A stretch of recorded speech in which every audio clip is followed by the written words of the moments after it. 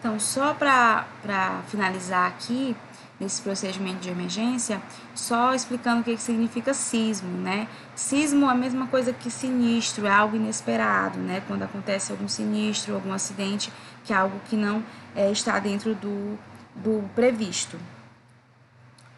Formação e treino, né? Então, como eu falei lá no primeiro slide, é de extrema importância que se tenha formação, treinamento para todo o pessoal, desde a equipe de gestão até a equipe operacional, certo?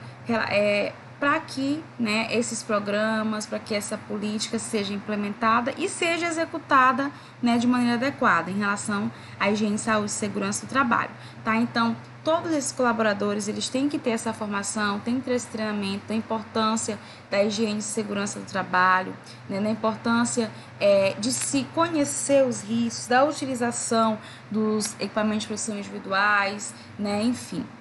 Formação contínua, né? Essa formação, ela não é uma formação que você entra em uma equipe, entra em uma empresa, você vai ser formado a respeito disso e pronto, não. Porque a cada procedimento operacional, a cada mudança de equipamento, pode haver mudanças também nesses riscos, certo? Então tem que ser uma formação contínua, continuada, não pontual. Formação em primeiros socorros, é necessário também que se tenha uma equipe capacitada em atender em casos de acidente, certo? Formação inicial, formação contínua, como eu falei para vocês, formação em segurança contra incêndios, a maioria já teve, né, uma formação, uma disciplina que era de prevenção contra incêndios, se eu não me engano, o professor Edson, então vocês viram um pouquinho, né, de como proceder em caso de incêndio, a importância da saída de emergência, de como se utilizar os extintores, a diferença de extintores, certo? Então, quem não viu ainda essa disciplina, ainda vai ver. Então, em relação a isso, também tem que ser uma formação inicial e uma formação continuada, tá? Exercícios e treinos. Então, para combater incêndios, é necessário que se faça na prática, né? Não adianta você falar só como que se usa o extintor e não fazer um exercício na prática, né? Então, tem que fazer esse treinamento e esse exercício na prática. Prática de utilização de extintores portáteis, como eu acabei de falar, e também esse exercício de evacuação, como que deve proceder em caso de um incêndio, de uma emergência, né? Então tem que fazer essa prática também desse exercício de evacuação.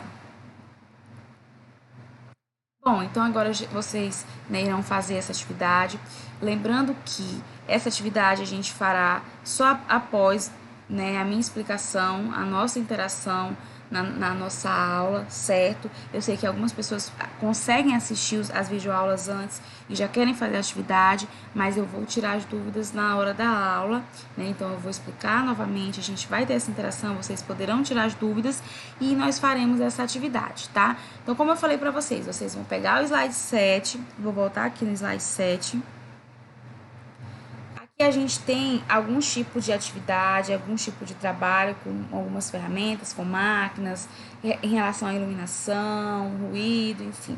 Aqui a gente tem, dentro dessas instruções de segurança, dentro dessas atividades que eu acabei de mencionar, alguns tipos de riscos, né? Esses riscos, eles são divididos em riscos físicos, químicos, biológicos, ergonômicos e de acidentes, certo? A maioria já sabe disso aqui. Essa representação colorida é a representação padronizada desses riscos. Então, toda vez que a gente for representar um risco físico, a gente vai representar pela cor verde, o químico pela cor vermelha, e assim sucessivamente, certo? Então, o que são esses riscos físicos, né? Eles estão relacionados diretamente com a saúde do trabalhador. Por exemplo, ele vai afetar a exposição do trabalhador a esses riscos vai afetar a saúde do trabalhador. Então, no caso do risco físico, a gente tem ruídos, vibrações, radiações, né? Enfim, como vocês vão poder ler aqui. O risco químico, a gente tem todos os agentes químicos, certo? Todos os produtos químicos em geral. Os biológicos, né? Vírus, bactérias, fungos, enfim. Os ergonômicos está relacionado a esforço físico, levantamento de peso, ou seja, a relação homem e trabalho. Correto? Então, de que maneira você se comporta executando aquela atividade? E de acidente, condições físicas de segurança inadequada, iluminação deficiente, risco de incêndio, né? De explosões, eletricidade e outro, tá? Esse incêndio aqui tá errado, gente, essa palavra, tá? É com C, mas eu peguei da internet agora que eu verifiquei. Tá bom? Mas vocês sabem que incêndio é com C. correto? Então, vocês vão pegar o slide 7, a partir daquelas atividades lá descritas, lá tem ruído, né? Lá tem, vamos voltar mais uma vez, manuseio de produtos químicos, trabalhos laboratórios. Então, vocês vão classificar esses tipos a partir do segundo tópico aqui. Trabalho com máquinas. Quais são os tipos de riscos que esse trabalho com máquinas pode ocasionar?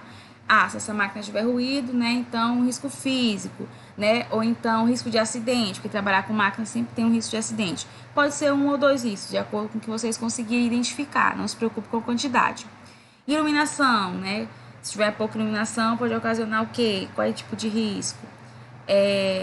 Operação com pilhadores, risco de acidente, ruído, né? A gente já sabe qual é o tipo de ruído, então. Vocês vão identificar, a partir desse slide aqui, o tipo de risco existente, né, nesse tópico aqui, certo? E aí a gente vai tirar as dúvidas na nossa aula às 19 horas. Às 19 horas vocês vão estar, né, disponíveis a assistir. Eu dou sempre um tempinho, depois a gente vai tirar a dúvida em relação à aula e também em relação à atividade.